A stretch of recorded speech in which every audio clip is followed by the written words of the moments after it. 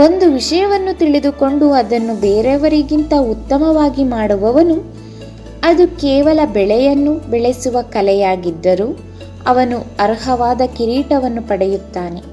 ಅವನು ತನ್ನ ಎಲ್ಲ ಶಕ್ತಿಯನ್ನು ಆ ನಿಟ್ಟಿನಲ್ಲಿ ಬೆಳೆಸಿದರೆ ಅವನು ಮನುಕುಲದ ಹಿತಚಿಂತಕ ಮತ್ತು ಅದರ ಪ್ರತಿಫಲವನ್ನು ಪಡೆಯುತ್ತಾನೆ.